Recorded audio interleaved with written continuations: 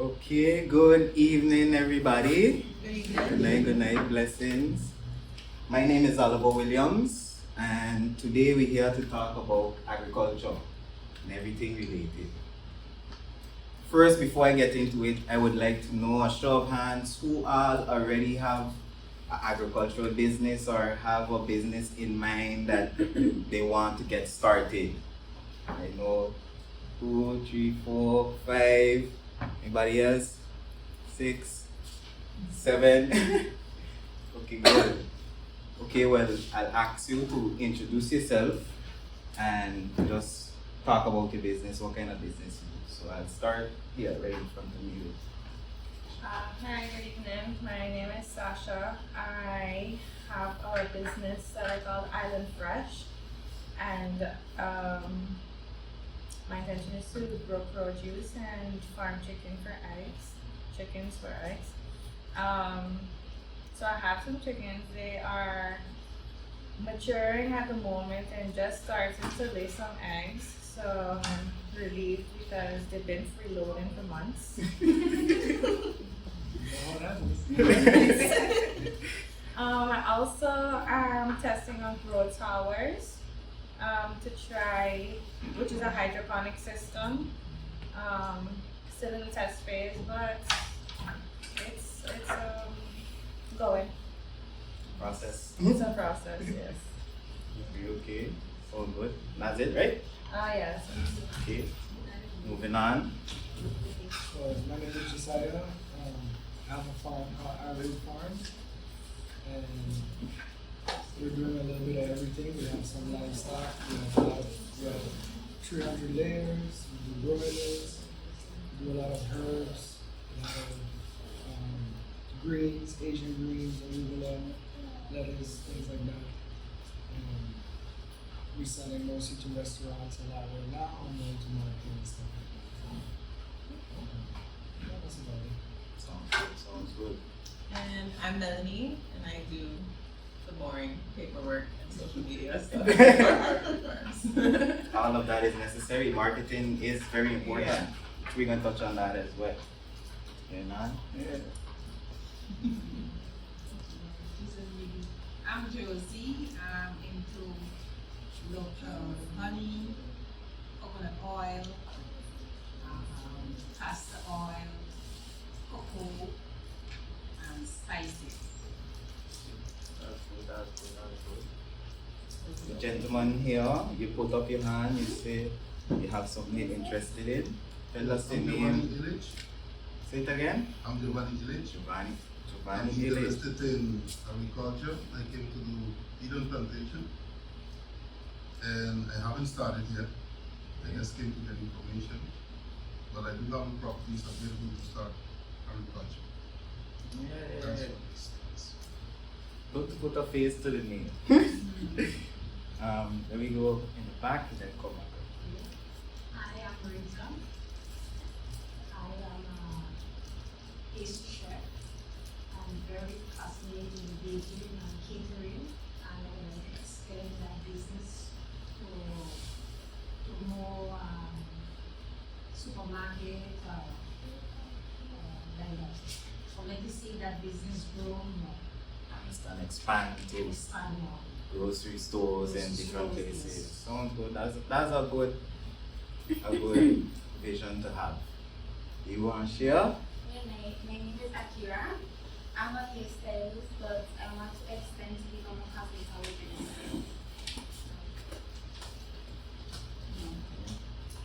My name is Martha. It's more like a hobby for now. I've planted like oregano. That's about it. But my background is in agriculture. From high school and graduated in agriculture, plants, animal husbandry and stuff like that. So I have an idea what's good, what it's all about in terms of agriculture. So I'm just here to see what I can glean from this session and if I can take it further. Sounds good. Well, I think you can gain a lot, but we're going to see. You're going to be the judge. Good night. Blessing. Well, my name is Teresa. I am interested in agriculture. I did farming for a year and 6 months since the COVID. I was planting and selling, and actually, I did very good with it. I was living in Madam Estate, but I don't live that here anymore. I was living by my mom. I got a small piece of, land in the back where I could plant, but at that moment it wasn't spacious enough for me to plant enough to get the amount that I have to, put out to people so they can get as much.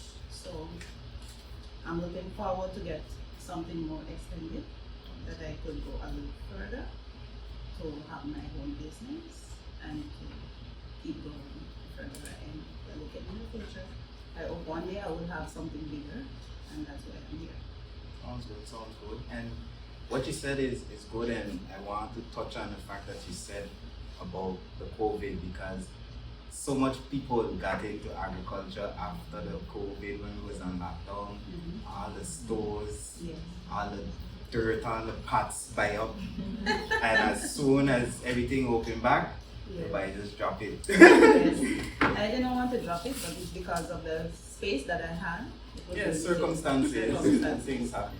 But I was supposed to start back about this year itself, January, but I'm looking forward to start back. So I heard about you guys seeing me on Facebook and stuff. So I said, yeah, I'm here.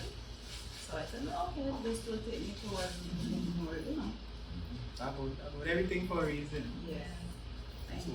Welcome our two new guests. They come just in time. We're just doing introductions, and I was asking if anybody have a agricultural business already or something you're interested in starting. So question posed to both of you. So introduce yourself and tell me if you do, what kind of business you're interested in. Alright, well my name is 𝐄𝐯𝐿. This is Jason. Currently, we and some other friends, they're a little late, but they should be here shortly, hopefully. We're trying to open an agricultural farm where we could sell produce and not just stuff on the island. I was going to say you could leave Jason, I mean, introduce Jason yourself can- I want to be like you, I got my own spokesperson. But that's a good mission, so sorry to. No, it's okay. So like you said, livestock and crops, hopefully we still trying to understand what the business really is, so that's why we get Understood. Okay, well, all great answers, and it's good to get an idea of how everybody thinking. You want to share something? I didn't mention what I was doing. I was planting amaret. Amaret is green vegetable, it's a broadleaf. We call it column in Jamaica. Okay, So I was planting Jamaican that. garden, yeah. Yes, and I want to extend more to that. There actually is a farmer I know of an island that grows and sells that. The same Yes. specific Jamaican I know him, yes. That's, markets like that, things like that is good things to get into because it's not so common and there is a demand for it. So it is a good direction to go into. Thank you. But yeah, it's good to get an idea of how everybody thinking. Before we get into it, we're going to start with the table of content, of course. So we're going to touch on the introduction, understanding agriculture, business planning, market research, funding your business, setting up the business, operations and management, marketing and sales, challenges and solutions, future trends, and call to action. Might seem like a what gonna do, brother? Blessing.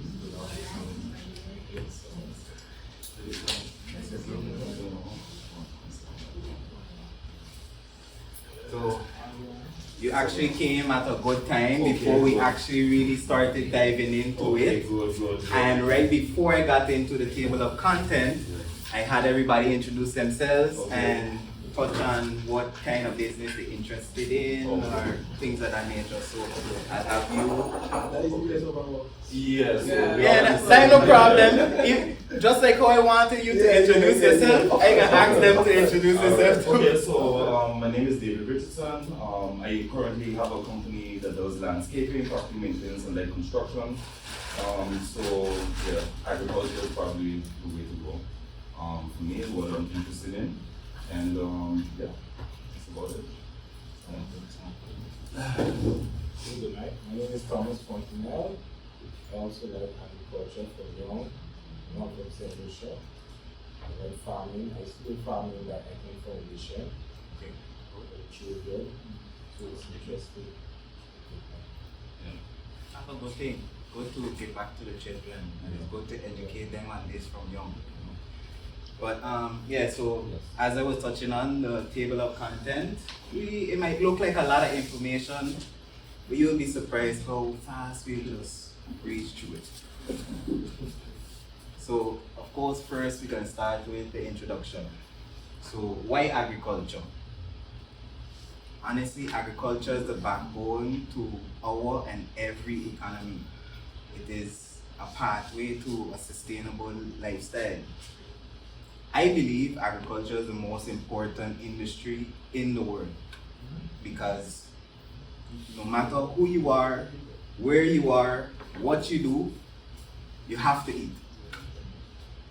That's the one common factor we, all of us on the face of this earth, share as human beings. So that is the most important thing to each of us. No matter, even if you're somebody that maybe do intermittent fasting or maybe you go extended periods that you don't eat, you still need it. Your body needs nourishment, it needs water, no matter how you turn it and twist it. So this is where it comes from, agriculture. So continuing on, some of the benefits of owning an agricultural business are you are the one providing food. Like I said, I feel like that's a big deal. I don't know if you all agree, but to be the person that providing food to everybody or the environment, the community, that's a big thing. You know, like, you know? So we have people here doing it, so we could talk for first-hand experience.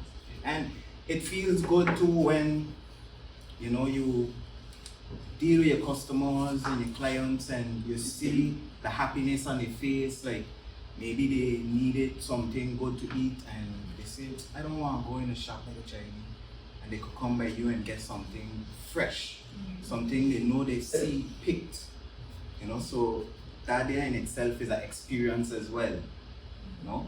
So moving on, you get to practice sustainable practices, so eating organically, healthy lifestyle choices, focus on reducing, you know, the environmental impact, so like how global warming and the CO2 and gas emissions affecting us now. We could feel how hot it is. Honestly, if we plant more trees, you'll be surprised, they're gonna probably get cooler. But people don't really focus on these little things, you know? Anyways, moving on, persons in the agricultural realm get different tax incentives. Where? Nothing to nothing. Well, Please tell us. Please, Oliver. well, Not him. Not here. This ain't no British Island either, so tell me. the most I could say is, it is something that I heard is being looked into. Yeah, yeah, a lot of things. Yeah. That's the simplest way I could leave it. At least it's there, you know what I'm saying? Like, wait, don't change the Take slide a picture, yet. yeah, take a picture. So you could say, all of us say you could get tax incentives. I will tell all of you, when you start your farm business, you got a year, the auditors are coming for you, and you need to pay TOT on everything. Yeah. Trust me, every last thing. They got no mercy. So it's good to do it in your home if you have a yard space, you know it's good to do it there. But then, once you have a Well, business, but then if you're selling it, so then you're really in trouble if you're not. Yeah. For I sure. would, yeah. Go ahead. Sorry, Oliver. No, this is what it's all But about. they will come for you. I guess the positive thing to say is contact your representative. and- No. You're Hit up these ministers and tell them we need that. parliamentarian. Yeah, so and Shake up the I'm place. glad you said that because honestly, if you really look at any situation, anytime anything gets done, is because people really rally together Right. and say, look, this is what we need, and you need to do that. So, just a food for thought. Yeah, to get that, we need that.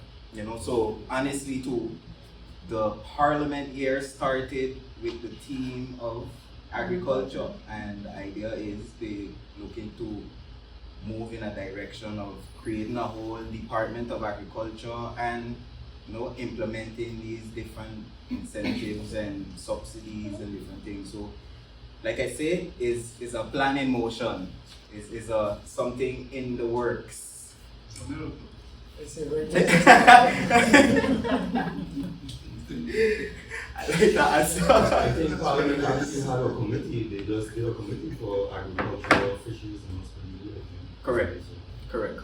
So some of you may not know, but I actually ran for the last election, and this is what I championed. This, you could ask David, you could ask anybody, anytime they see me anywhere, it's agriculture is singing.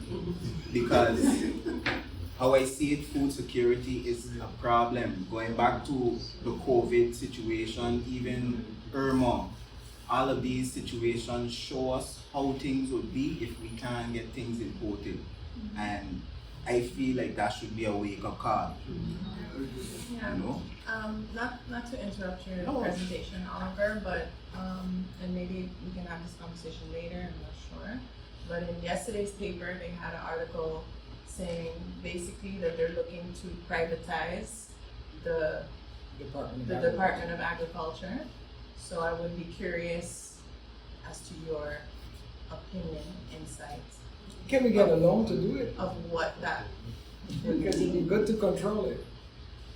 Well, in certain circumstances, privatizing the businesses does have benefits, but with everything, it has positives and negatives. So now, I can't just say, yeah, it's a good thing or it's a bad thing, but it's how it's being done and how the people in it are handling it and managing it. You know? So that's the best answer I could give on I'm scared of that.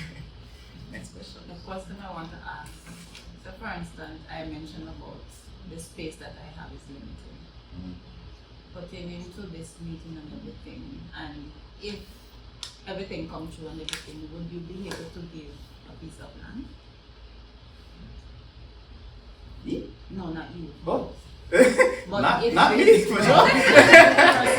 Not this guy, he's got a governance. I know. He didn't win. He worked, I know, but I just asked that question because you never know where it leads up to. Well, the simplest answer I could give you on that is there are persons who have land that they are willing or they do want to use for agriculture. As the gentleman expressed, he have land and he does want to go in that direction. So going back to the incentives and basically an organized structure, when you have these things in place, Like lease land and persons, stuff, you could lease get and lease stuff. land for maybe reasonable prices. Both you, the leasee, and the leaser could get, some type of incentive or some type of, ease. So all of those things would benefit you, the business owner, or the leaser, the people involved. But you just gotta make it happen. So moving on, access to valuable resources and of course profitability, money. So before I get into the agriculture, the types of businesses, I would like to hear from you all. When you hear the phrase agriculture business, what do you think on? What types of businesses come to mind? So show of hands, who wants? Buying and selling Buying and selling what? fruits and vegetables. Okay. Fruits and vegetables. Only? Crops. Okay. Fisheries, that's a good one. Anybody else? Yeah, so You mean nurseries? livestock. Livestock, yeah. True, yeah, small plants. Yeah, at my farm, I basically have it divided into, basically we're doing everything. We do livestock, we do bees, we do retail, we do B2B, so there's like a lot of facets to the Yep. business Yep. that you just keep developing because it don't exist, right? So you just keep going and going. So there's a lot. Nursery, like I tell you, nurseries for chickens, hatcheries, things like that. And we hatch chickens, we sell them immediately, right? So there's a lot of little things that go along with it. And I know where you're coming from about that because they kind of have a scarcity of chickens too, in the sense of like they have a larger demand than the supply. So as soon as chickens hatch, they get sell everything. So all of that is why I was saying like it is a lucrative Well, they're business imported, because and you see the numbers of chickens that are imported. yeah, Okay, thousands. more than half go to Angola, but I've seen 4,000 chickens reach for one person, and then another 3,000 reach for the other, and then there's another importer like who sell feed, which is another agricultural business, Mhm. right? Two different feed people, they bring 2,000-3,000 chickens each, and that's in 1 month, and they're all gone. It's And not like you can And go imagine buy 10 or 5, you can't get them. a chick maybe selling for like $3 to $4. Maybe Well, go the thing $3.50 is, to listen, the thing is, in $4. most countries, like I lived in Jamaica for years, you don't buy the chickens. When you buy the feed, they give you the chickens. True. You understand? Because that's the business. It's selling the feed is the real business, Yeah. right? So I could go buy a certain amount of feed. I know I'm gonna get 100 broilers. Or if I'm buying layer food, I might get a certain amount of layers because to raise 100 layers might cost you $1,000 in St. Martin before they start laying. True. Right? So in those countries, they give you the chickens. True. All great answers. All great answers. I really like all the input. Anybody else have any other input they want to share? So, okay. All great answers, and we're going to go through the list. So, of course, like you say, crop farming, that's the one everybody knows. Continuing on, there's livestock farming and fisheries, so that encompasses any type of animal. So chickens, cows, goats, sheep, pig, anything, ducks, rabbits. I know a gentleman from Sandy Ground that has raised rabbit cells. All of that falls under livestock and farming. Any type of animal that you raise to eat. Continuing on, agribusiness, which agribusiness encompasses the entire supply chain of agricultural products. So like Joe mentioned, everything from farm to table, so including the production, processing, packaging, distribution, marketing. So like Melanie mentioned, she does just do the social media and the tech stuff. All of that is important because you have to sell it. You don't want to produce that sitting there. So somebody gotta market it and get the word out that hey, we have chickens, we have fish, so that people could come and buy it. So examples of like agribusiness is selling, the equipment or the fertilizers, even like if you're making pastries or soaps, all of these things. Also the landscapers, the person cleaning the gardens, all of that fall under agriculture. Even the guava berry rum that St. Martin is so prominent for, all of that is agriculture. From farm to table, so including all commercial activities tied to agriculture. Agritourism is another big one, and personally I love this, and I feel like it's a sector of the market that kind of partially untouched, in a sense of people just do it but not really as much.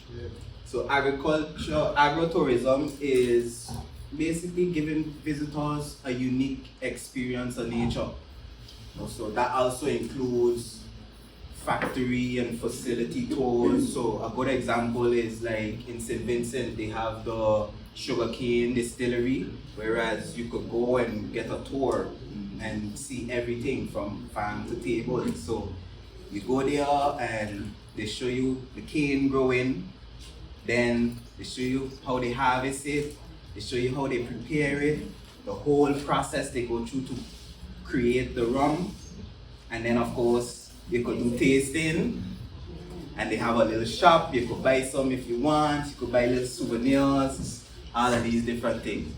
You know, so it gives you a full experience, and you'll be surprised the amount of people that really would pay top dollar for these type of things.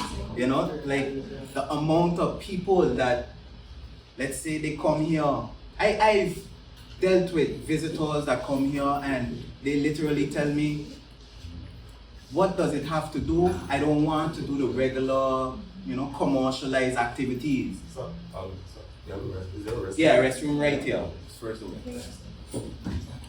So, going back to it, they feel like they don't want to do those normal activities. They rather do something more natural, something more in tune with nature. And one instance, I remember I would tell them, okay, well, they have hiking, but they're like, I don't want to do that. I mentioned the bird park and even the iguana parks, but they're like, that is not it either. We end up landing on the beach, which is kind of still the same commercialized thing, but they still enjoy themselves. But even since then, it had me thinking like, people really go crazy for these type of things. People would love to come and get to maybe do a tour of your farm. Like for instance, on the French side, they have like a pineapple farm, or even like Joe, they might say, man, I want to come see the livestock and the plants growing. A good example, on the hill by Harold Jack, the lookout point, you see they have like a little petting zoo. Chickens. By accident. Well, we know how things just happen here. They go there, people start to feed them, and then they stay there. So they got pigs, they got chickens, they got all kind of things. And the tour is going crazy. I must say though, Oliver, I'm going to tell you something that when we're talking about animals that has become kind of a problem on that side is that one, you're not allowed to butcher any animals to sell, and it's actually against the law. So just something to consider for people doing animals, right? Because you can sell them to people, you can do it, but you won't be able to sell it to businesses technically according to the rules. And the more animals you do, agriculture tends to start to get more involved. I have had situations where import permits have been denied for me to get animals. The animals were available locally on the island. I bought them from the French side, locally, fully permitted, and have been told that I have to remove the animals within 24 hours or face serious fines. They have recently passed by the farm. They kind of told me like, look, we allow things to happen, but even the eggs and all of that, it's going to come to an end just now when you put the regulations. So, sorry? It's not that. It's gonna come to an end in the sense of like you have to do it artisanally at your house, and that's all you're gonna have to go through these regulations to be able to sell your stuff. French side right now, if you're an egg farmer, you have to like put these laser tags basically on the eggs, so it has batch numbers and stuff. It'll ramp up your costs. Just little things that it's coming soon, right? But technically, all what we do is artisanal on the website. Understood. And thank you for sharing that. And of course, it's something to think about. And honestly, I feel like that touches a lot back on like how we talked about the regulations and those things. Because, like I say, if we really serious and we feel like no, they can't stop us from butchering, or they can't stop us from bringing in our livestock or the different items we need. I know other farmers that try to bring in plants or like, let's say banana Shoots, yeah, and stuff like that. and they get denied for that as well. But But you can order them it's from it's Amazon. it's also too You understand? yeah, so it's crazy, but it's also too who you deal with as well, Right. you know. But we know how it is, you know. But going back to the agritourism though, what you said is a valid point, and that's touching on the animal aspect of Yeah, it. just But the animal. even just the mere factor like being in a garden, like some people would kill for maybe they rent an Airbnb I just wanna hang out and under they the could tree. go exactly they could go under a mango tree or under a banana tree and just relax and enjoy that environment.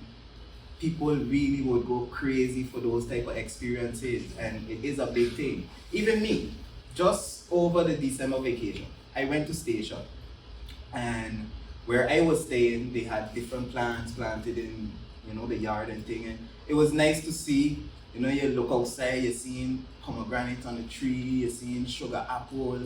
They even had a fig bunch, you know, the banana fig bunches. You know, so for me, I kind of accustomed of it, but I still appreciated it. But imagine somebody else who don't get those things, especially like if they could go out and pick it too. Oh God, they're gonna go crazy. I don't cut you, but it's, when I was selling the 𝐅𝐫𝐿𝐴, the ones they're selling in the store is totally different from the one that I plant, because the one that I plant is organic, it's very fresh, it's soft, it's tender, so it's way different from even others who selling it. It's very hard, they don't eat as how I eat, so mine is like more quality than what they are selling, because if you don't cut it before, and when it get tall, Yeah, the leaf is more hard. If it get too mature, it's gonna be hard. Yes, so you have to cut it when it's young and when it's the leaf is more soft and tender, then you have that good. You know, so they will go for what is more of value and more tasty, more soft, tender, because that's what you said. You know, people like these things, but you used to it, but some people don't used to it. So when they go to that one, that product, they don't like that one, but they will stick to this product because they don't enjoy having that one. And I like that you mentioned that point, because we're going to touch a little later on, you know, branding and, you know, setting yourself apart from other competitors, and that's a very good example of that. Thank you. You know, so we're going to move on. The next one, I'm not sure if much people as knowledgeable about this, but gourmet mushroom farming also is a very big thing. It is gaining a lot of traction in the US especially. I've been doing a lot of research on it. I was looking into it. They actually have a company here that is currently doing it, and they go to the farmers markets and they sell as well. But the gourmet mushroom farming is basically, you know, like the white button mushrooms that you buy in the shop that you eat, but they have so much other varieties, you know. So like in the picture here, this is the oyster mushrooms. They also have like lion's mane mushroom, they have reishi, shiitake, all kind of different things. Even like the portobello and so would fall under gourmet mushroom farming. And many people are farming these inside the house. Like maybe they have a room like this, they just make sure keep the right conditions, and they grow it either like in a bucket, or they have like these special bags that they use, and it grows right out the side, and when it mature, they come pick it up and they go sell it. Simple as that. I know it's not simple. I wish it was that simple. I know it's not that simple. It's lot of a job. It's a work, you know. But it's cool. It's really good. Yeah, I really like the concept. Yeah. And right now, trends like organic farming, hydroponics, vertical farming, which we have persons here that are involved in, woot woot. And things like technology and AI operated options are, you know, running the markets right now and are really gaining a lot of momentum and recognition. So like in the picture here, this is a vertical farm operation. You can see like they have a lot, maybe 100 or over 100 different towers, and using these options, you save space because you get to grow a lot more plants in 1 square foot. You save water, you save yourself time once you get it dialed in. Because it comes with a lot of, honestly, these things, I consider it like science. Like, exactly. You know, so it's an when you don't have a experiment. green thumb, but you have a technical mind. Hydroponics is very simple. Yeah, so Yeah, if you like computers, that's the thing. yeah, but then now you're the type of person that have to know the amount of pH, the pH level they have to be, the amount of nutrients you administer in, the amount of water, all these different things. That too, for them to grow. Exactly. So they have a lot of added factors that you have to take into account.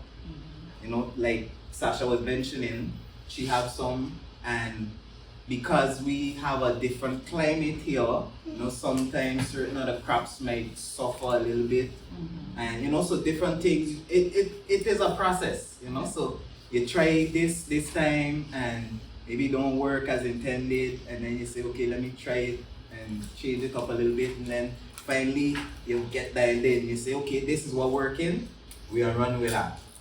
You know, so it's a process, just like everything.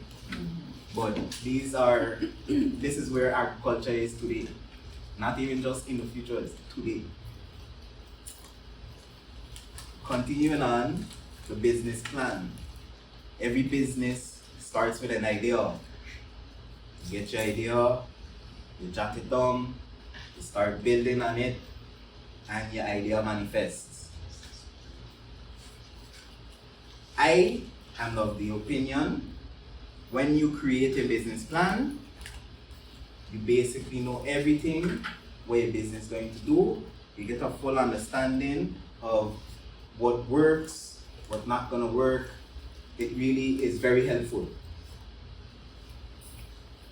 You get to understand the mission and the vision of the business, you know, so like I say, what you plan to do. You get the idea of the goals and the objectives and the financial projections. So investors and shareholders could get an idea of how the financials are expected to look. A basic business plan has these following elements, which is executive summary, which is basically a short overview, like a introduction to the company. Your company description, which is a more detailed explanation about the company, talk about the business name, the business type, the structure of the business. We talk about what problem you'll be solving, the target market, your competitors, your competitive edge over them. All these different things you would outline in your company description, which being as detailed as possible here is very good, and this is where you would boast your strengths. Continue on, your products and services. So what are you going to be selling? How is it going to benefit your customers? What pricing, how you going to set up your pricing structures, all of these different things will be covered in your products and services. Then market analysis, which is very important. The market analysis is how you get to know what your target market is looking for, what your competitors are doing, and all of these information allows you to get a better understanding of what's going to be suitable for your business, what's going to work, how you could find your way into the market. Continuing on, the marketing strategy. So how are you going to promote your business, basically, whether it's going to be online on Facebook or maybe word of mouth. You know, a lot of people see you and just pass out flyers or business cards. However it is, that would be outlined here, how you're going to market your business. Of course, financials. Can't be a business plan without financials. So you provide target estimates and financial projections to show your company will be a financial success. You know, you have to be clear and detailed as possible, especially if you're seeking funding. And then your budget is basically in your business plan, a detailed inventory of your staffing, your different things, development, manufacturing, production costs, all of these different things, the different costs related to you getting started. And then, of course, once you have your business plan together, you have to make sure you account for taxes and the different regulations in the industry, like how we touched on a little bit earlier. So now I want to go in a little bit to the business plan template provided by Qredits. So try to do the top here. Okay, so yes, this is a business plan template provided from Qredits, the company that we're in right now. And personally, I feel it's a very comprehensive template, and once you fill out the checklists and the different points, you have your business plan. It's just to put it in a nice business plan format and you could export it. So continuing on, you know, chime in here. So the point of the information session is that we're planning to bring out the agriculture loan. Hopefully we're gonna launch sometime in February, and it's gonna be at a reasonable interest rate. Looking at, I can't really tell you the exact figure as yet, it's around 2-3%. Excuse me? If it's that, that's reasonable. Yeah, so, and the max amount is also not yet known, but we just wanted to get the feel of how much people are interested in agriculture industry. And based on that, we're gonna also have a agriculture business academy where you can then learn how and what we need for you to fit in the business plan and the financial plan. And with that information, you can then apply for the agriculture loan by Qredits. Okay? Question, if you already have a business plan in a average format, do you still need to use this one? No, so it's then going to be more for startups. So if you already have more than 2 years experience in agriculture industry, then you don't need to follow the course.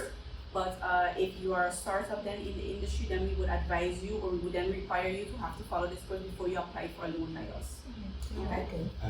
What happens if you have a loan already with Qredits and your loan is finished and you have a good standing with Qredits? Oh, then that's even better. But most of the time, what we look at is the maximum that you can get will just then deduct what you still owe, for example. Yeah? Thank you. any other questions? Anybody have any questions? You have the expert here. No, you gotta. I just wanted to know what's the interest rate. When you hear it. I'll be honest with you, right? I jumped through hoops, and actually NRPB ended up costing me $10,000, right? Wow, okay. Having to buy out shareholders because they're telling my business structure did not qualify me. Do all of that, get that done, then NRBP tells you your money's done, right? I've had government come to me, ask me for plans, submit them, and then they ghost you, right? I'm really curious to know how many hoops we'll have to jump through to get this loan, for instance. Like how insane is this going to be? Well, it's already not insane for the business that we currently give loans to. Most of the funds are subsidized by companies in Europe. We already have this going on in Curacao, Aruba, and Bonaire. So they have an interest rate of 2%, and they gave out max $100,000 for the agriculture industry. So it's not going to be, I would say it's not going to be super difficult because the funds are there and we have to get them out basically. But if the plan is good, financial plan is good, the numbers are good, then you will get the loan. Yeah. So this is not like a government thing. You don't have to worry about government as long as you have your paperwork in order. When it comes to things with agriculture, I mean, I've been in agriculture in St. since 2010 at least, and I've heard everything. Everything's been offered, everyone's visited, everyone's taken pictures, everything has happened already. When I hear new things coming out with agriculture, I'm always extremely doubtful. Because actually the only thing that works in agriculture is you actually doing the thing yourself and starting to collect and starting to put your own things in order and slowly build up yourself. You know, because We know a lot of people have It's- PTSD with NRPD, but that's also because a lot of people got the loan and didn't do what they were supposed to do with the loan and didn't pay I back the know, loan, but so we- they got a bit more that- Yeah, they tedious got in more the end. strict. Yeah. I mean, that doesn't really have much to do with the rest of the people applying, but I understand that. of Yeah. course. But all right, let's see. Fingers crossed. I have hope in credits, so Yeah, there we go. Credits sound like everybody else. It's good. Yeah, man. Positive, Yeah, keep it positive. positive. We still need Yeah, that. Oliver will help us get easy. I like how you put a lot of strength behind me there, yeah. But what you said is a very valid point, and you know, like you say, a lot of people come and talk about agriculture, especially, let me say, election times. Different people would come and talk, yeah, agriculture this, agriculture that. And I'm gonna be honest to you, some of them I watch them and I say you probably never even put your hand in something. But you know, actually, Oliver, what worries me more than that is that you give them proposals, you give them business plans, you don't really hear about it, you don't know where they end up. And then later down, you see people executing your things. Yeah, so that makes it even Right? worse. So these are the Personally, main. Also, we are a foundation, non-profit, so it's not like, you know, we're getting much back out of this. Everything that we get goes back into the company. I didn't know So, that foundation. yeah. That's good to know. Yeah. So Credits is literally there to help businesses, especially startups, because we can't go to the bank so easy and get money from the bank as a startup. For sure. So we do give a lot of startups a chance. Existing businesses, of course, if the finances is good, and we did the energy loan, and now we going to do the agriculture loan. So does it matter where you have the business? So for instance, like I said, I have a little piece of land that my mother where I plant. If it's fine there wherever you do it in your home or if Yeah, as long as you have it land. registered by the chamber, Right. then you can apply for a loan by us. If it's not registered, then it's not technically a business to us. So it has to be registered. So if you do the class here, get the certificate and register it by chambers, Yeah, then then you can apply for the loans. yeah, so that's actually one of the things I really like about the credits approach, let me say. You know, so they don't just so you have to have give you loans and say, yeah, look, here the money, fend for yourself. You know, they give you like the education, they give you classes on building a business plan if you don't know how to, and managing and, you know, dealing with your taxes and marketing your product. So all these different things are important and, you know, would make you a stronger and more viable business owner, you know. So One question. So for me, it's actually basically I gotta wait till I finish with my lawyers and then I can start. Because that's what happened with me before with me also. Now that I inherit, I wanna start, and they're telling me no. So I decided I wanna start myself. Because either way, I'm one of the heirs. So then what I understood clearly is on the front side I can start because I have my, they call it in Dutch maybe. So there I can start. But on the Dutch side I gotta wait now that my lawyer finish the cases. When she finish, and get off on our names, then I can start.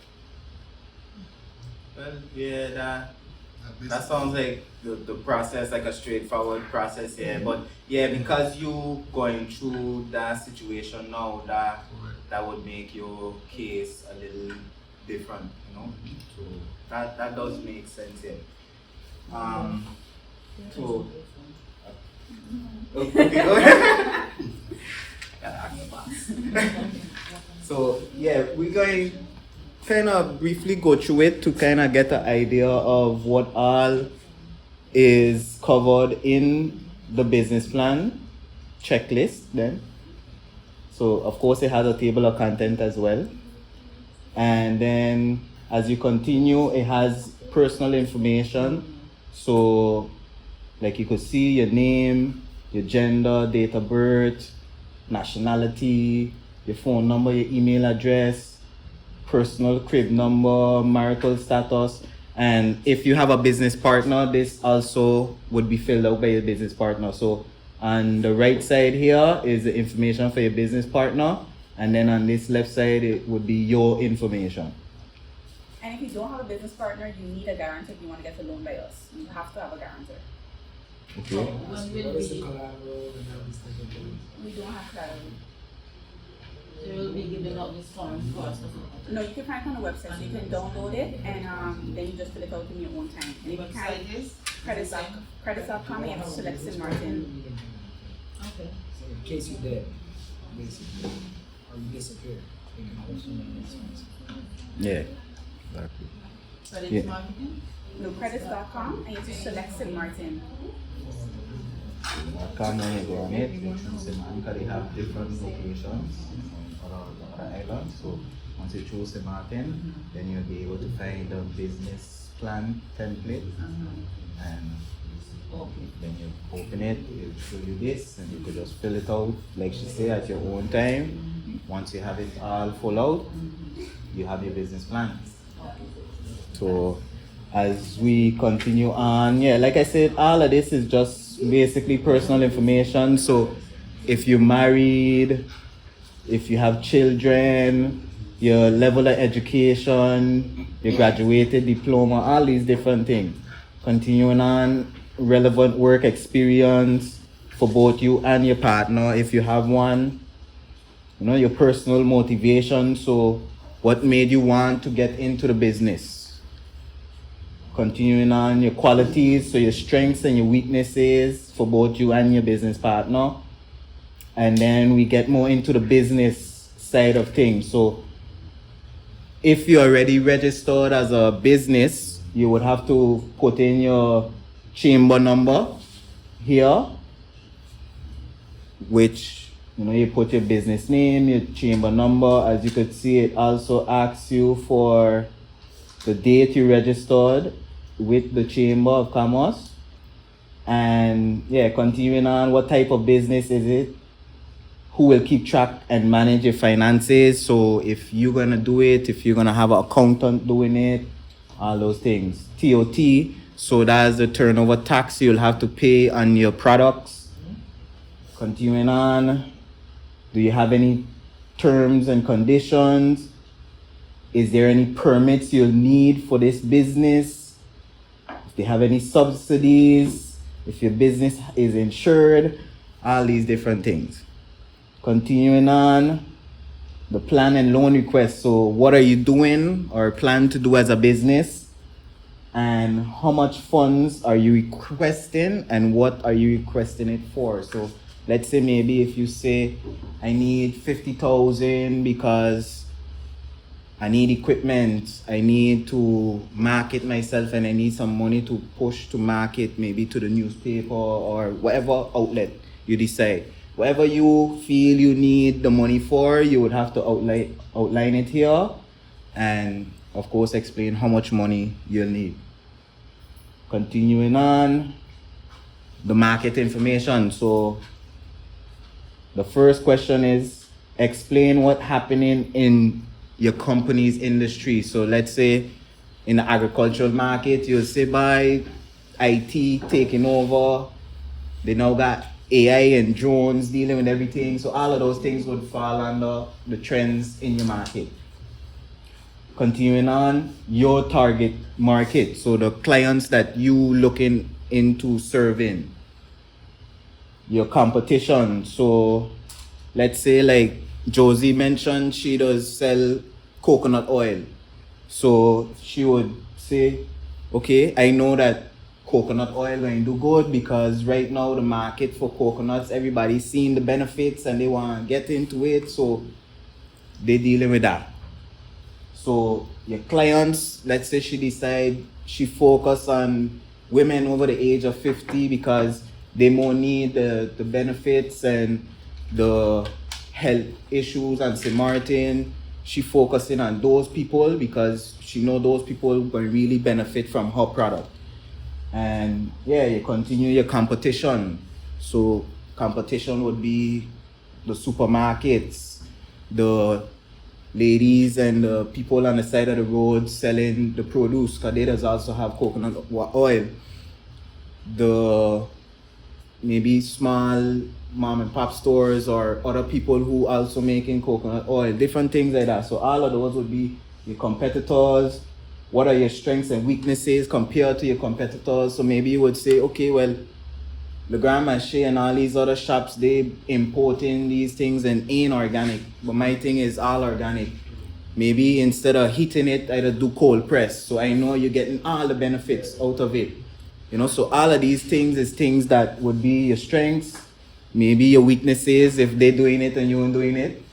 And then you could outline what you're gonna do to stand out against the crowd.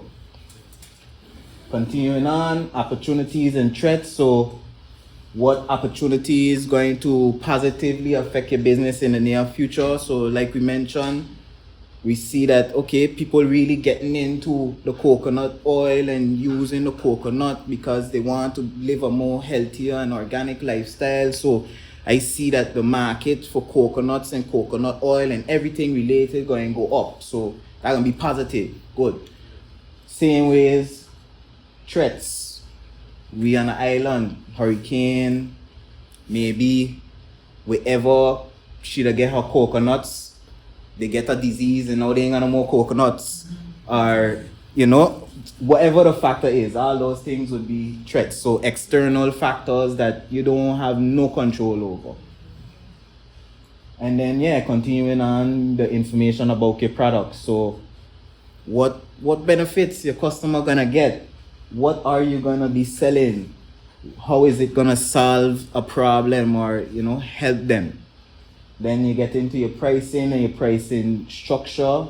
If it's gonna be, okay, I'm gonna sell this for this amount of price, or if I'm gonna have like a subscription, like a monthly recurring pricing structure for your customers, however it goes, you'll put that here under prices and demand for your product. And then you have to outline, based on your pricing structure and your strategy, how much money you expect to make on a daily basis. So maybe you might say, but I don't know, maybe I might make 1,000 a week. However it go, you'll put that right there. Then continuing on, your location and distribution. So where you're gonna be located. Maybe you might say, I can just do it out my house. I have a good bit of space in my garage that ain't gonna inconvenience me. And I rather do that instead of renting a place that going to end up being a lot of overhead and all of these different factors. So, you know, to help you in the beginning, you might say, okay, I'm going to do this to save that money, but you know, you got to make sure you manage your money properly. Then, of course, your suppliers who are going to be supplying you and how will they reach you, how the product going to reach you, and your clients. How will your clients get your product? So whether you're gonna be selling online, whether you're gonna be at the farmer's market, if people could come to your house and buy it directly from you. However you're gonna sell, that would be under that portion. Continuing on, promotion. So how people are gonna get to know about your company. So all of this is marketing, and how will you make your customers interested in your product and services? All these fall under marketing.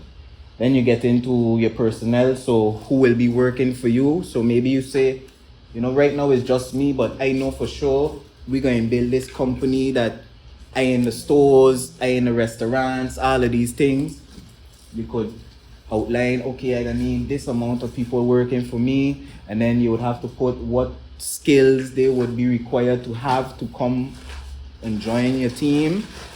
And yeah, the last 2 points is your mission and your vision for the company. So your mission, as we say, why you're doing this, what you plan to get out of it, how you plan to help people with it, and then your vision, where you see your company in the next 5 to 10 years. So like we say, Josie say she wants her coconut oil in all the supermarkets, in the restaurants, wherever they're cooking.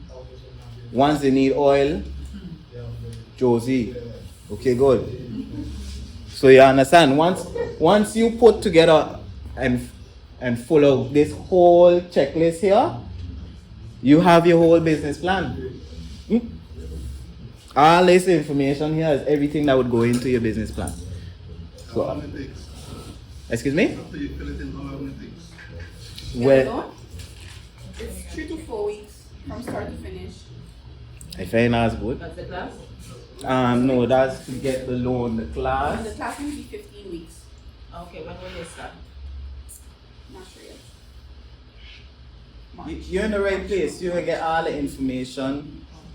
Start in March. Just keep our February, Facebook March. page, Instagram. We're gonna post when we're gonna start. Take the company number, everything. Yeah, all of that. I can start my crops then. All of that too. Correct everything. Basically, well, yeah, if you're already established, you don't have to.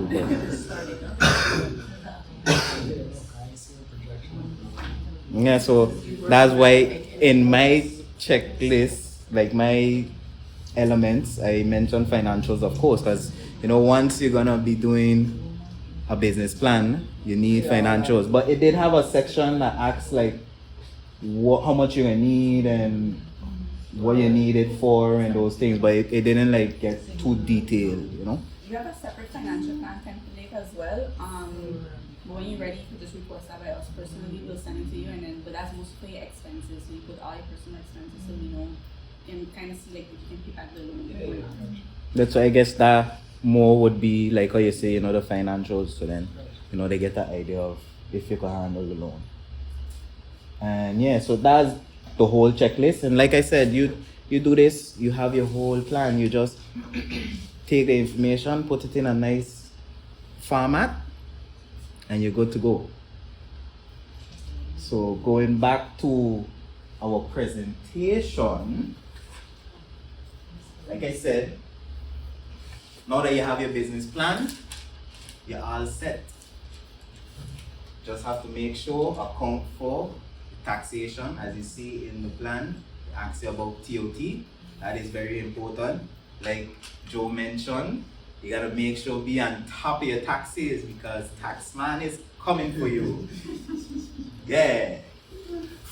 Soon as you get up and running, he's coming to look for you. He said, "Why are you making money? I want some." Good. So you have to make sure know what you're doing. But like I said, with resources and tools like the business plan template and so on, you get to, it makes your life easier.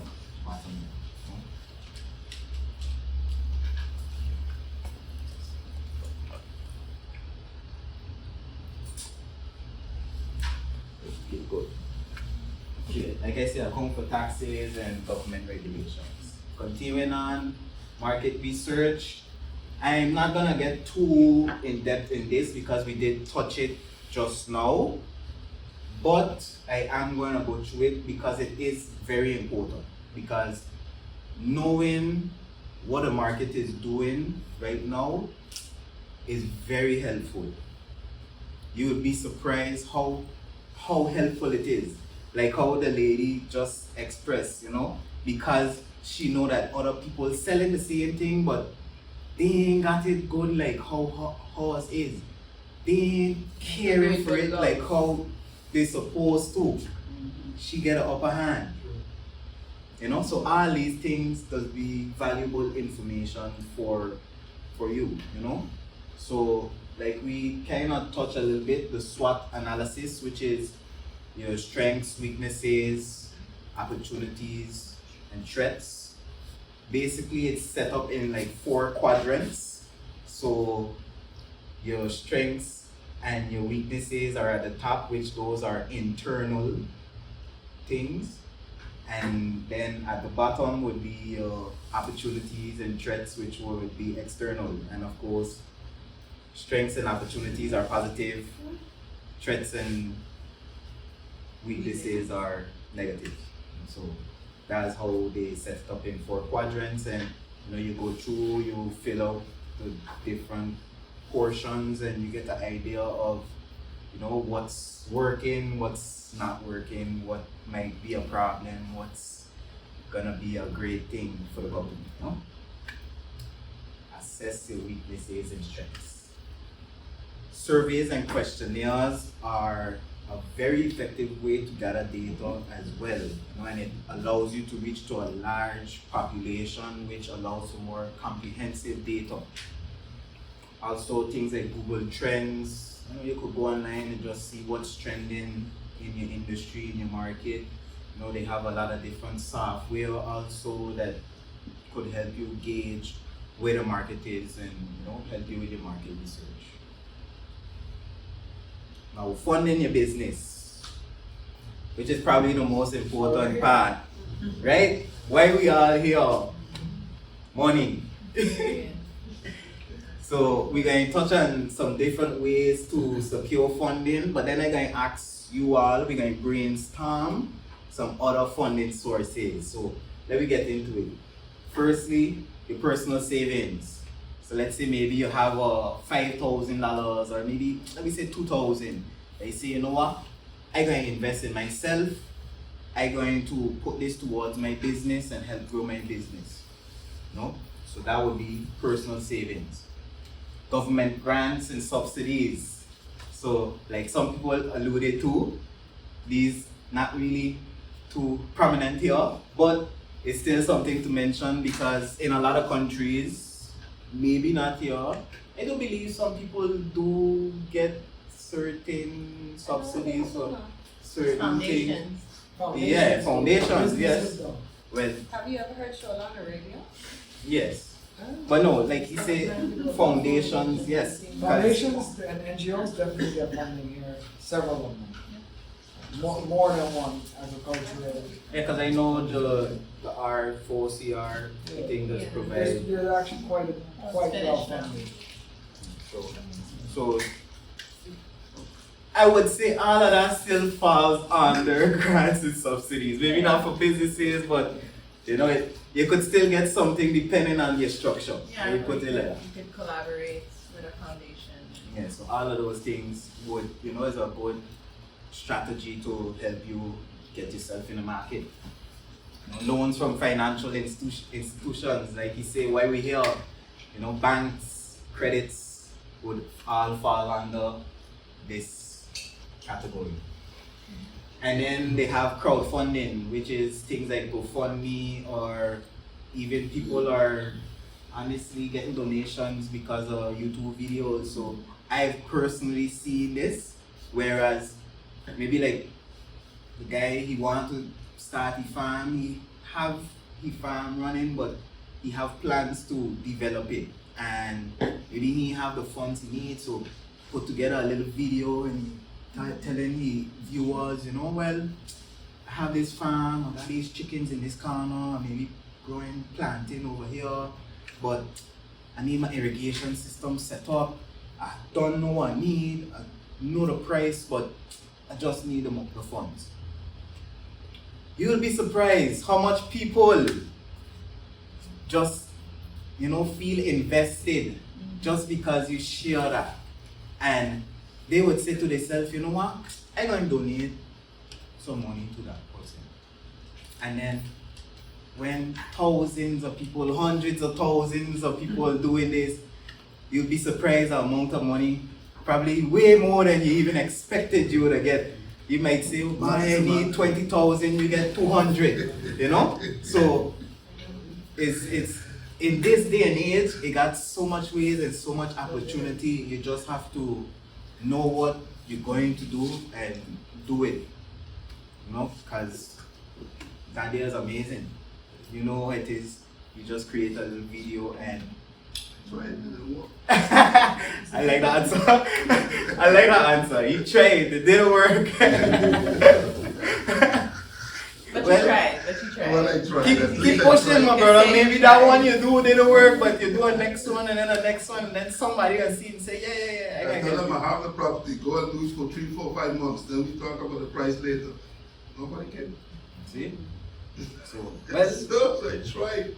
Well, I feel you, but I could say for sure, people making money with it, even on Facebook, you could, viewers could give stars, as they call it, which is like a donation. So they would pay for the stars and send it to the content creator, and then they would get money for it. Maybe like max portion, you know. Yeah, Probably I gonna mean, take I off a little bit. know people that do it and do well. Personally, one of my, I would say, resolutions for the new year's is getting my YouTube channel up and running.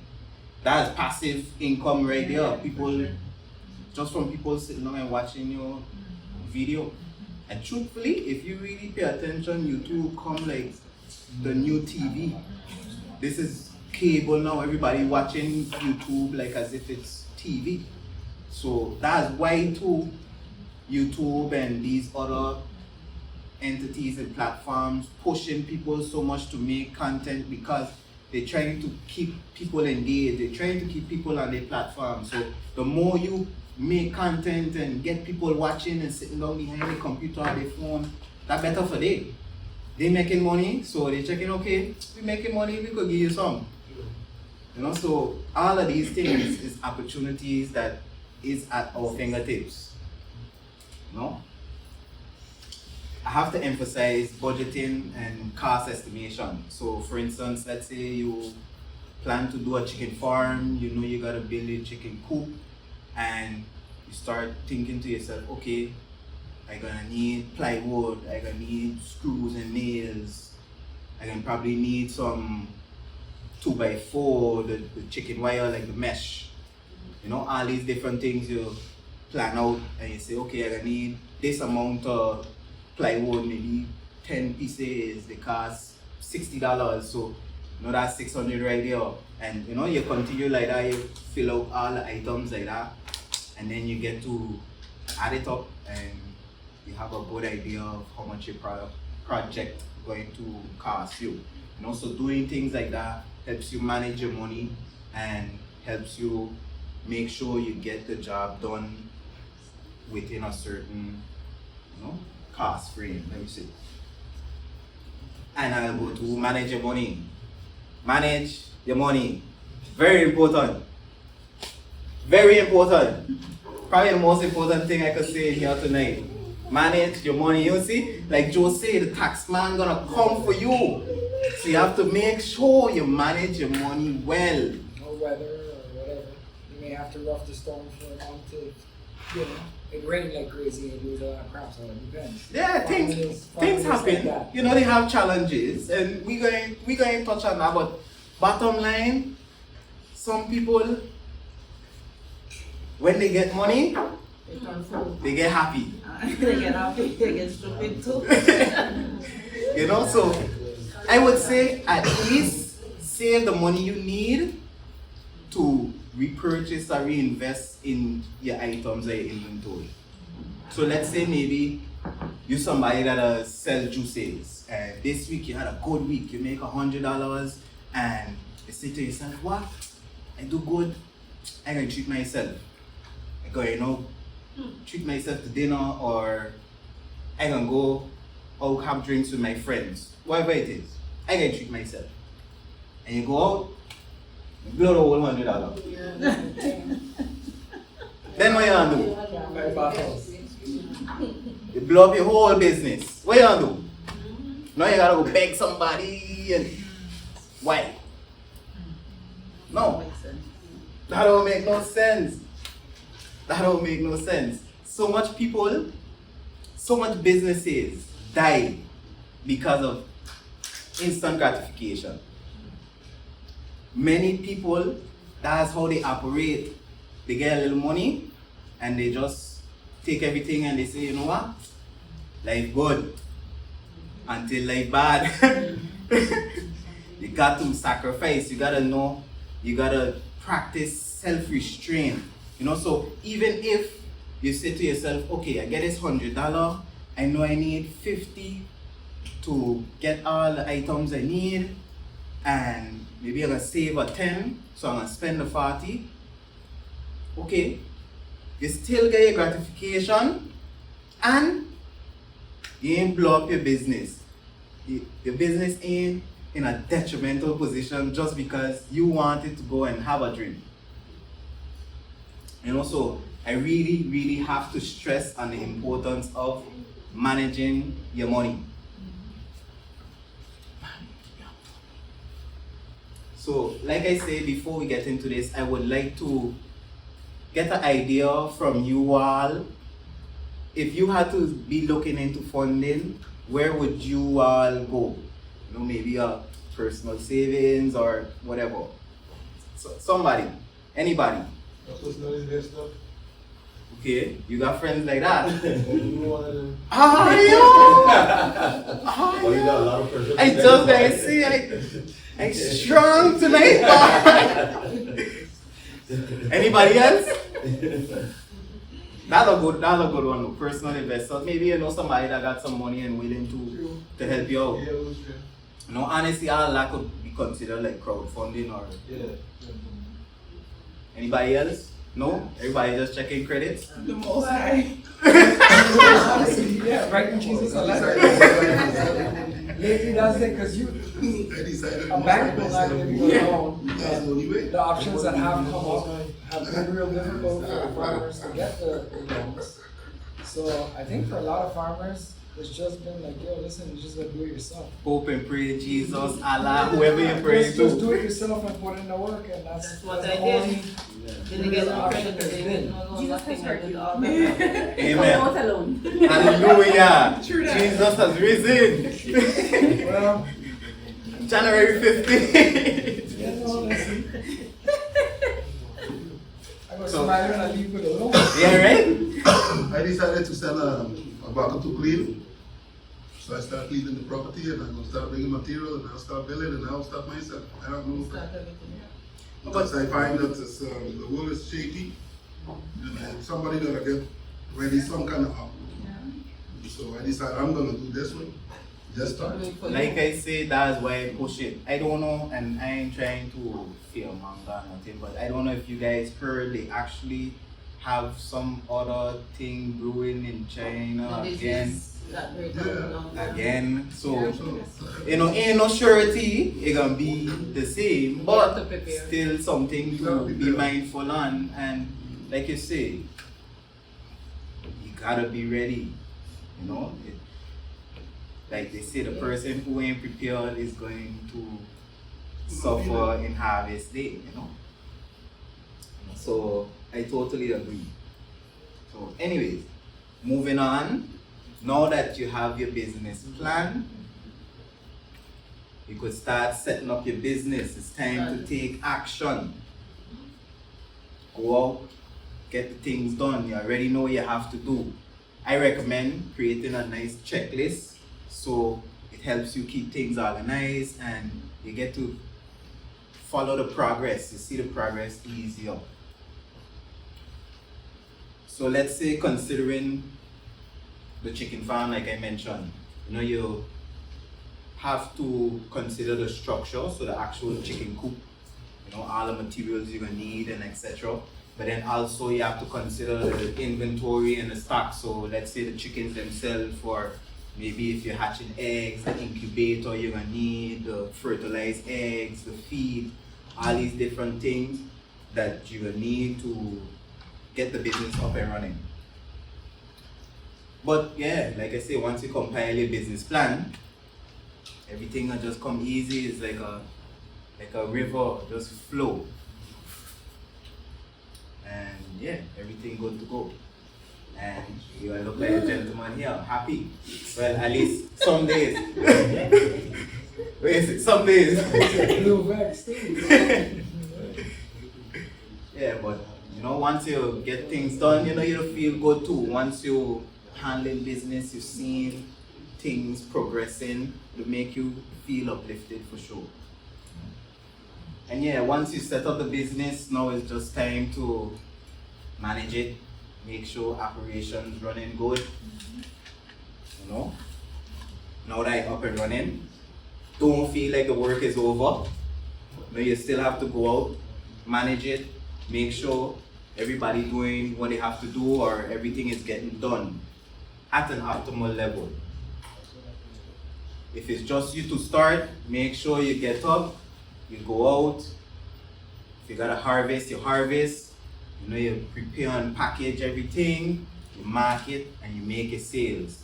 If you need anybody on your team, go hire employees, make sure you bring on trustworthy, hardworking people on your team.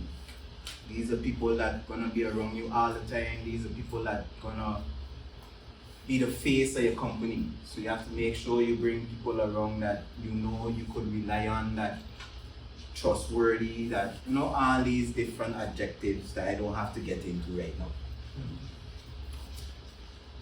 And honestly too, with technology nowadays, it make it even easier. So all you gotta do is, manage and continue to grow. Like life honestly becomes so easy, but we can get into that just now.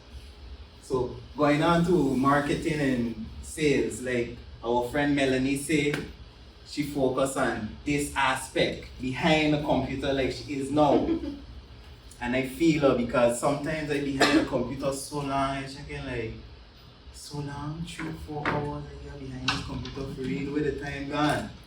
But they have people like that, they have people rather outside, everybody to each their own, But moving on, of course they have online platforms like Facebook, Instagram, X, TikTok. So much, whatever you decide you want to use, maybe you have a special one you to use like a Pinterest or a Etsy or whatever it is. However you market your business online, whatever platform you use would fall under these online platforms. Moving on, partnering with grocery stores, like mentioned. So, like Josie said, she would like to see her products in all the different grocery stores. And honestly, that is good because once you got that contract, that's heady money. You just gotta make sure you fulfill what they are up. But I agree, doing these things create good traction for your business, and people know where they could get your business. Even if they can't find you, they know they could go in the shop and get what they need from you. Continuing on, of course, the local farmers markets. They have more than one on the island. I know of about 3. I think they have on the front side as well. So yeah, going back to what we was talking about, the farmers markets. Basically in agriculture, this is a very good way to get your products out, because people already have in their mind like, okay, if I want something organic, if I want something more natural, I go into the farmers market. So that alone already, you're getting a niche target market, let me say like that. People that already want your product. From there on now, it's just for you to market yourself and make sure you deal with the customer as well. And like I say, it gives good traction for your business, and people know, okay, I could find Sasha, I could find Joe, I could find Teresa at the farmers market. Continuing on, of course, word of mouth. So let's say I buy a banana bread from Rita, I eat it, I say, wow, this is the best banana bread I ever eat. I go by David, I tell him, yo, you gotta try this. I just get this from by Rita. David try it, he check in, what? He buy 2. Then he go tell his friends go buy, and it just grow and grow and grow from there. Here in St. Martin, commonly, word of mouth is the most prominent way of marketing and promoting your business. But I just want to stress on the importance of social media as well, because yes, word of mouth is good, and you gain a lot of traction just by people talking about your company, and also it helps because it shows that people already like your company. Because this person coming here bragging about your company, so something gotta be good about it. But also the social media is a powerful tool, which could exponentially increase the amount of people that you reach. So for instance, let me think on certain businesses that maybe been operating a while, but you never hear about them. Maybe you went to a restaurant and the food so good and the ambiance so nice, but they've been open for like 5-10 years and you never hear nothing about them. All that's marketing. You know, maybe what they doing marketing ain't working, or maybe just they ain't targeting your market group, so they ain't reaching you. But either ways, all of these things would fall under marketing. Continuing on, packaging and branding. I feel this is very important, and doing this sets you apart from the others. So let's say, going back to Josie, don't feel you know, Josie have a coconut oil and she decide, you know what, I'm gonna get a nice label printed with my logo, and I'm gonna make sure all of my items have my logo on it. People know what they're looking for. People go in the store, they could have 50 or 100 coconut oil, they'll pass all them straight, pick up Josie one and walk right back out. Because why? Branding. We could all agree, when you hear the name like Welch, you don't even gotta see the product, but you could see the logo in your head. Same for things like Tropicana and Florida natural orange juice. You hear all these commercials and you see all these things so much when you go in the shop and you see it, it's like, I have to get that. The cereals, Kellogg's has made a name for themselves. Anything they put their brand on, people buy it. You gotta be honest. Any cereal they come up with, people going crazy for it. You know, so they set themselves apart from the other competitors and they show like, okay, this is who we are and this is how you find us. And doing that is very, very, very important. So give me some other household names that you could think of. Coca-Cola, Clorox. I say maybe 𝐈𝐝𝐿𝐴. That's a good one. Anybody else? Heinz. Okay, Heinz. Yeah, Kraft. I think locally, like a good example of the agriculture thing is what the original guava berry was. So I was coming to that. Yeah. Like these are good examples. So exactly.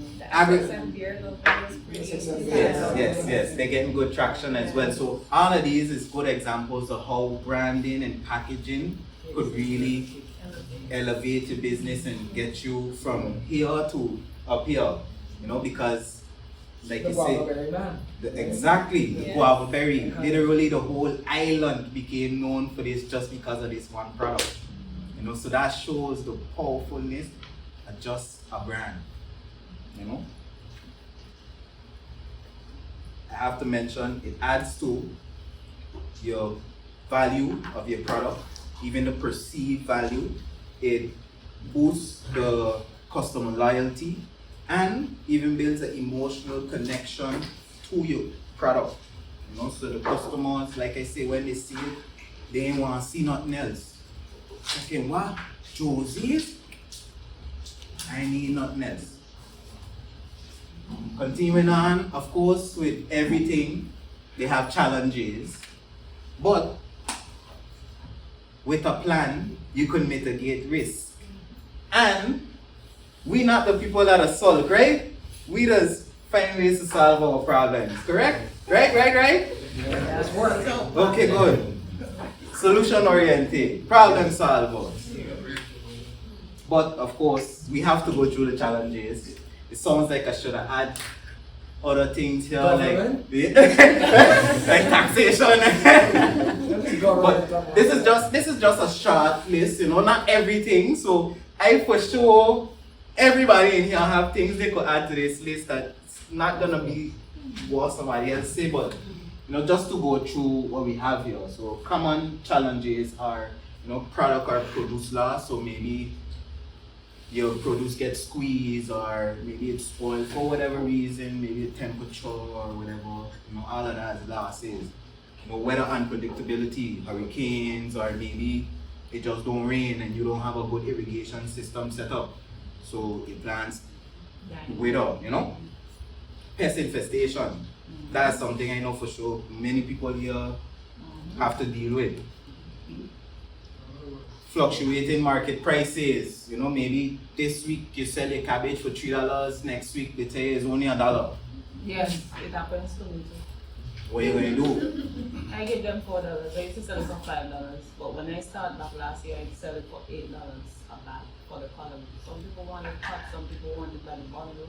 By the bundle is 8. When I chop it up, it's 10. Yeah, because you I put can't more work afford process. it. I can't afford it. Okay, give me for 8, 7. Okay, fine, alright. But don't take it for out. Yeah, sometimes you gotta work with the people, you know, but Yeah. I agree with you, You like, have to work with them. when you do more processing, you know, the price gone up. Yeah. Plain and simple. But yeah, so these are some challenges, but you know, there's always solutions. So maybe if you experience product loss or weather unpredictability, you know, if you have insurance, that could help a little bit. If you could get it. Yeah. They don't give insurance to farms. All of these things we gotta put down on a piece of paper and put a petition behind it. And put it away. Okay, good. No, we ain't putting it away. We putting it Put in it where? In the government? in Parliament. Parliament? And pray on it. Everybody checking, call Allah. That's it. Jesus, the only savior. Anyway, going back to it. So even sustainable practices and diversifying your crops and your products could also help mitigate some of these risks as well. So let's say if you diversify in your crops, maybe you got your cabbage, you know, your cabbage worms just harass it, but then you see that if you plant like garlic next to it, pepper next to it, that they don't like that, so that'll keep them away, that'll deter them. So, you know, you do these things to kind of mitigate these problems. Same for fluctuating market price. Maybe, like I say, this week they say $1 for your cabbage, but then you got planting too. So you say, you know what, I'm gonna focus on the planting this week. You know, so it's always good to diversify with anything. The different prices with the bread basket stuff. See? Those are things that Yeah, you don't think about. the price Like list. sweet pepper, there's a limit to what you can sell it for because the government has set a limit for it. You can do different, but if somebody reports you could get in trouble. You gotta keep an eye on the prices on the government thing, and that does change. So. And that's a valid point. And it's good to keep a knowledge of, let me say, like I say, the market, you know, how much things selling for, how much your competitors selling it for, what you could do, you know, because you don't want, maybe everybody else selling it for 10, you can go sell it for 12 or 15, and then, you know, you don't make no money. Thank you. I always been that type of person. I always been the type of person, if everybody's selling it for 10, I can sell it for 8, maybe 5 if I could. Yeah. You know, because then I know They're coming to you. everybody coming. And they gonna say, what? I gotta pay double day on and I pay here. And the quality the same. Good to go. You know, so continuing on and we winding down, don't worry. You know, so we're going to touch on future trends. I don't know if you missed anything. Probably a few sentences. But yeah, basically all I touch on is the diversifying and And I needed to add governance. okay, right? Yes. Can't forget our part. Fortunately, there's no solution for that. Yeah, right?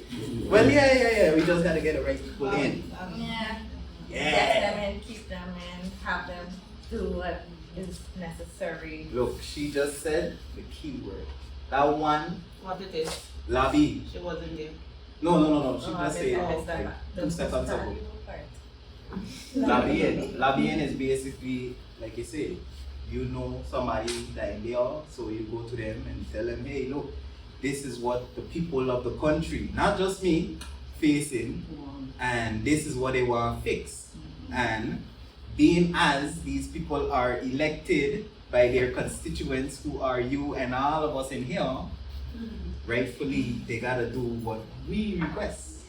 because we are the ones who put them there, and they are rightfully working for us.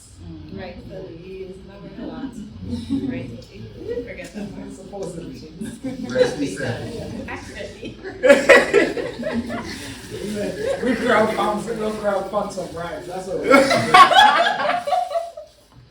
everybody put $1 in that pot. No, but honestly, I do feel like, you know, they have a lot of power in petitioning. And okay, I'll use the border blockage they had a few years ago as an example, you know. First time in Seman history, they decided they want to block the border, big thing on St. Martin, and literally they had a protest march, and within the next few days, the border was back open. You know, so that shows you the power of like collective, you know, like they say, divided you fall, united you stand. When you come together, they have a lot of power in unity. But don't really look at that too much, but I really believe we as agriculturalists and farmers and people who enthusiastic about agriculture, if we really want to see these things that we touch on change, if we really want to see more subsidies for agriculture or less taxation or whatever you feel is a necessity, maybe the imports like how you mentioned, really gather things, come together and say, look, this is how we feel, not just I feel, and who we gotta talk to, which we know is the officials, and just come put the things together in a nice, organized, proper manner and send it in. Like you say, sometimes it might get pushed under the table, but it's up to you now to really stay on it and make sure people ain't just, you know, brushing you off and Just put it on Facebook, like me. so all of these. That there have so much power, probably more than going into the place and making noise. Like, you'd be so surprised how much people, they would go to a company and they making noise and they checking, but I is your customer, Power of embarrassment, right? Public embarrassment. good. And then they say, you know what, I going home and I going to just put together a nice Facebook post. Maybe it might be long, maybe people might not want to read the whole thing, but I can vent. And then when you put that out, 10, 20, 30, 50, 100 people share it, how much people comment?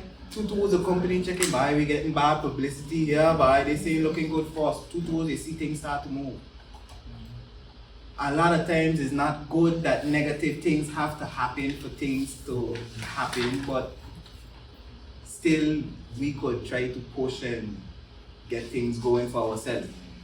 Just to mention, I actually was requested to put together a document which had like, you know, different setbacks and issues that the farmers on St. Martin facing, which I ain't gonna lie, some of these things you mentioned is things I didn't even take into consideration. I did talk about the import because like I mentioned, certain other farmers did mention it to me. And you know, different things like, you know, assistance, subsidies, all these different things, access to land, all these different things. But you know, even now this conversation has, you know, brought a new light to those documents and discussions, let me say like that. But yeah, we can't focus on the challenges, we just gotta find solutions. I could tell you for one, I ain't no person that can sit down and cry like, why they give me nothing? Well, Qredits gonna give us something now. Okay, good. So we find ways, solutions. You know, so yeah. Continuing on, like I say, we winding down. I just want to touch on some of the new trends in the industry and some things, you know, futuristic things that here now and coming in the near future and so on. So right now, AI and drones are where it's at. You know, they're making agriculture next level right now. For those robots. That's what I'm looking for. No. These innovations change the agriculture game totally. Like we touch on the vertical farming, you know, all these other things. It take the stress and strain out of the agriculture market. You don't gotta be going, okay, tilling and digging dirt every day and you know all these things no more. They make it so much more simple. They make it so much more organized, so much less resources utilizing, you know, so a lot of different advancements, you know, it's honestly astonishing to see where we is right now.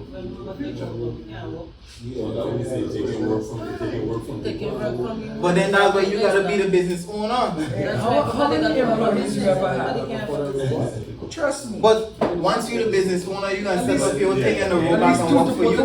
So then you're saving money because then you don't gotta hire nobody. I understand, but it's still going to be a problem.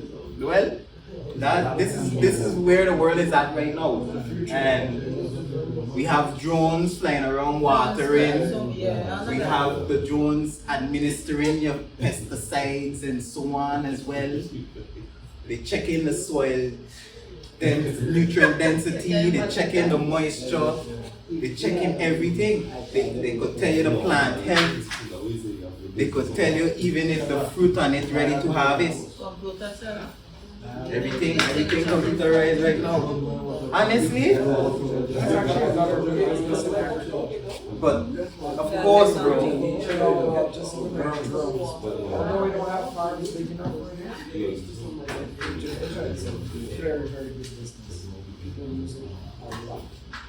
Well, like you say, I never see it in real time, like personally. In my agriculture. But you could go and love the plant still. Look, let me tell you ladies. Listen. Let me tell you ladies. And what you're saying have a lot of fact to it. I gotta say like this. But let's be honest. The drone doing that ain't taking away from you going and showing your plants love, you know. You could still walk and love your plants, but then now you just ain't gotta go and jog a big water jog or. I understand what you're saying because when I was doing the farming, I told him to plow the ground. Oh. Get the food peels and all that I collect that from my job. And I have to make my own soil, mix it with the soil by the soil. I have to do everything. That's a glove. Glove, but they ain't gonna do that. That's right. The soil It is a difference. Straight. So we got one contender at least. Robots, alright? All of them. Wait a second, you know what? You in there doing it on the test. Listen, you know what's bulging this? Okay, like, Yeah. I will take the robots. Yeah. And that's the thing, you really gotta, like I gotta tell my parents and my family, you know, like you gotta take care of yourself because all the things you want to do still gotta get done, even if you don't get to do it. If you fall sick now, if you drop down now, all them tasks, all them activities, you say, I gotta go water this, I gotta go do that. Still gotta get do so. I gotta tell everybody, look, take care of yourself first, you know. Take care of yourself first. Your health is the most important thing on the face of this planet.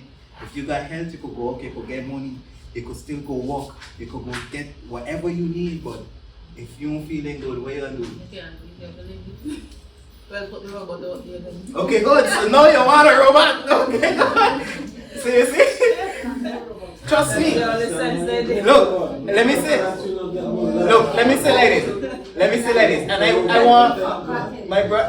I want you to hear this. One thing I'm gonna say is, it probably had some farmer somewhere in the world that he checking like, I got 100 acres. How am I going to manage all of that? So he said to himself, 100. And how much you pay? How much you pay? A lot, man. At least 200, man. At least leave a man do half an acre. You make one man do a whole acre of land in a day. Yeah, but you just gotta manage the thing good. So you gotta have the right crops.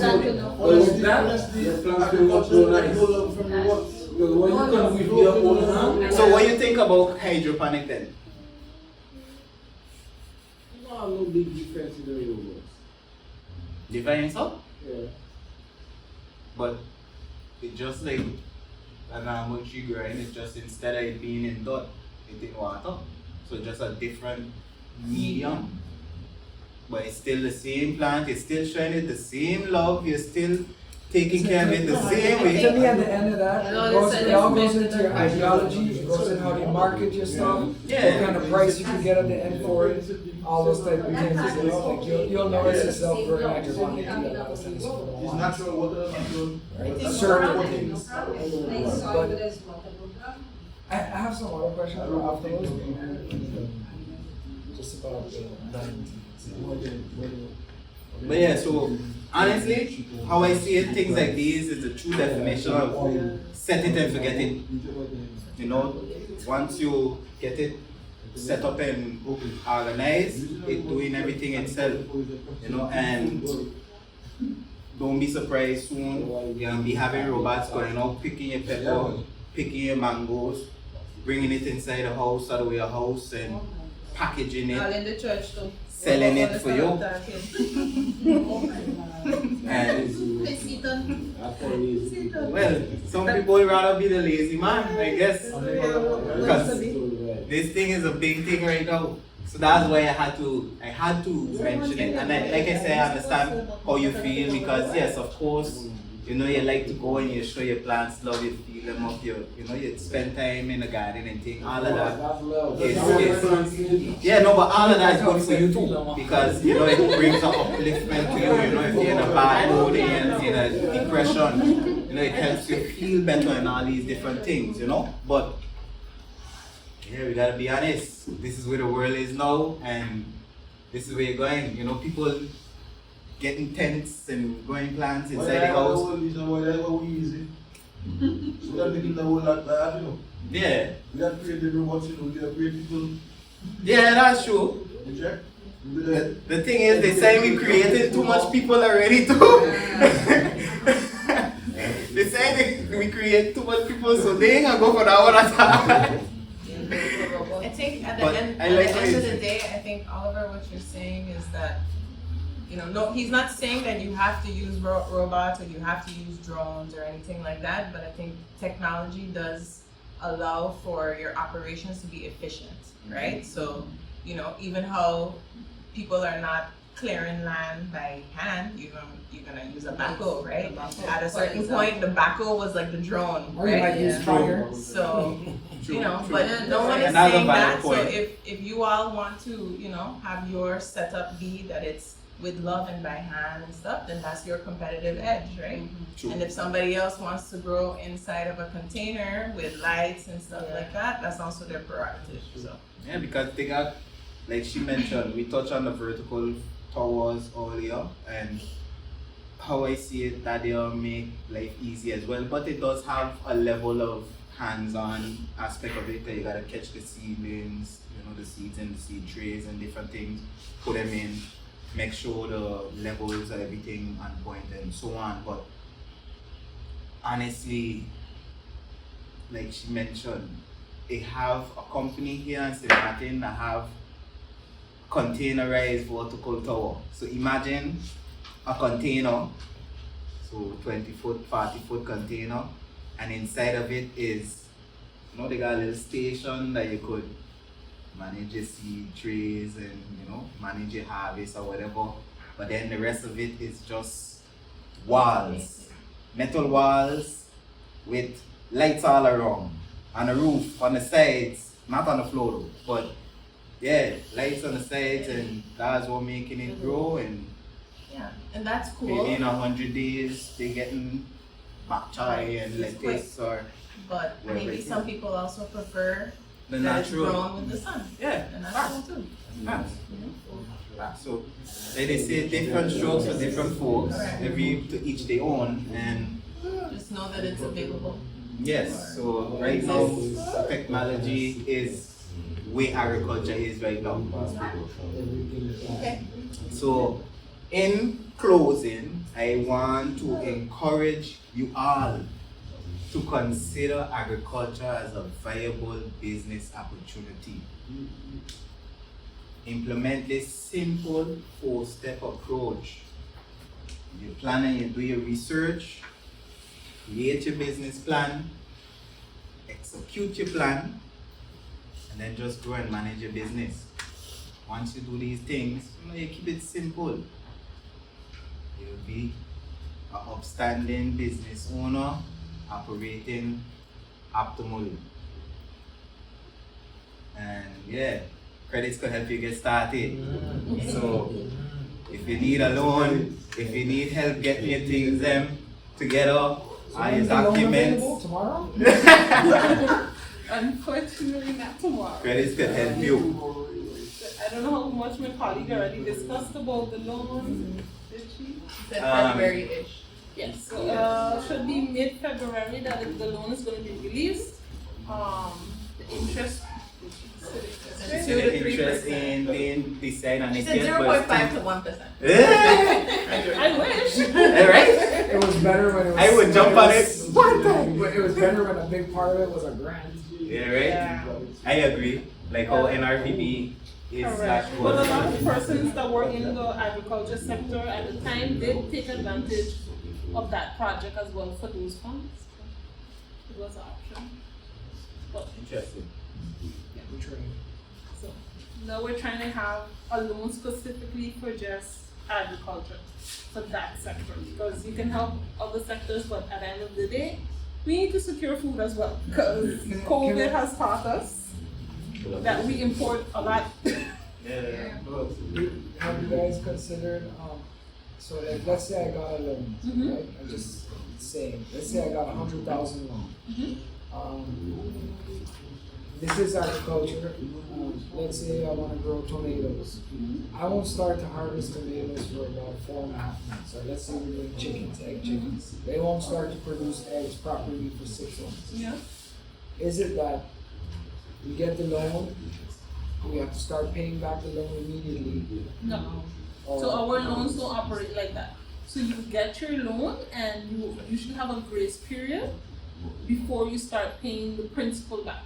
And during the grace period, you only pay the interest.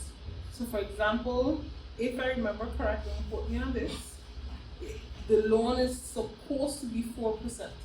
Our other loans are normally 9.95, but we're bringing this one down because it's a sector we want to flourish. So it's gonna come out at 4%. Your colleague said 2 to 3. The email I saw today is 4, Well, but we're still in discussions. It can always change.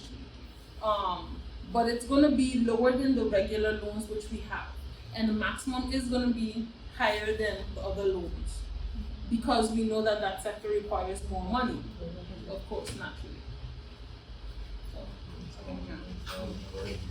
But like he's saying, it could take 6 months before there's any kind of glimpse of a return. So how we do is anything between 0 to 25 is automatically 3 months grace period.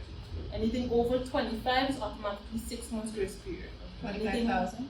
And yeah, $25,000. Anything over 50,000 is automatically 9 months grace period. I got Okay. the more money, the more time. That's wonderful. Yeah. Anybody else have any other questions for the loan accountant, the loan officer? What you guys want to try to bring back the grant system? Well, that was I know it was because of the bill last year. it was those funds came available because of Hurricane Irma. Yes. And those are just funds we were what do you call it? Intermediary to process the loans. The funds have ended. There's no more funds left. So all of the funds have been depleted. So unless we go back to World Bank and be like, hey, More we have money. a wonderful proposal, we need more money, we can do that. But keep in mind, a process like that takes about 3 to 4 years to get that amount of money that we got for Simac in such a short time. I want to make sure we did. Yeah, Hey, we don't don't call it, want don't to call bother it. Irma, but I mean, if something does happen, Even though they then say we don't want that, You're not coming still. I mean, at that point, I would need a loan to get back where I'm at. Yeah. I need a grant. Exactly.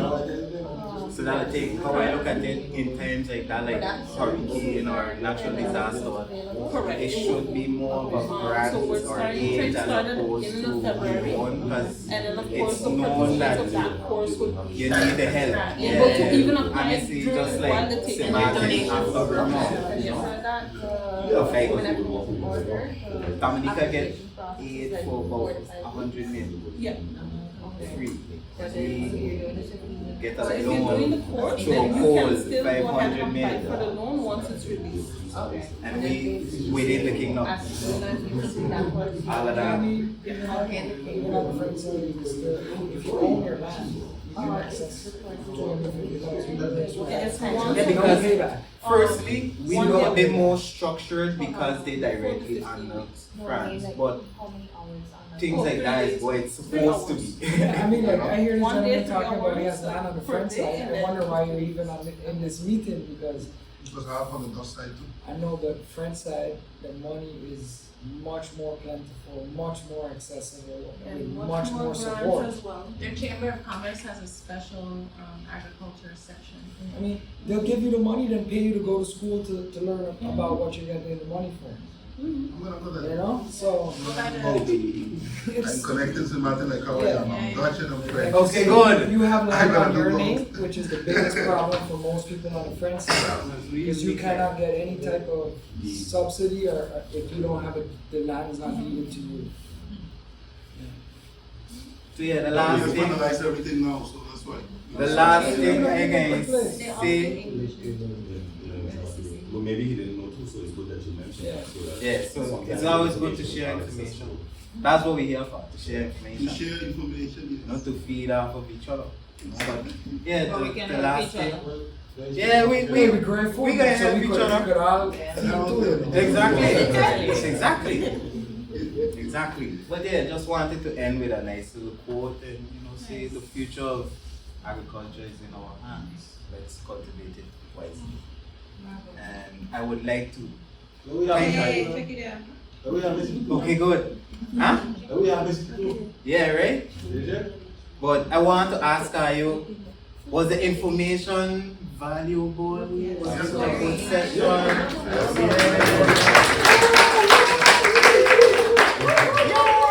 Right? Thank you. So you have a farm for yourself in your yard?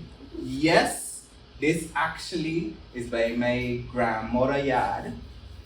But yes, I do have a farm behind my house, and I also have a chicken coop. Oh, good.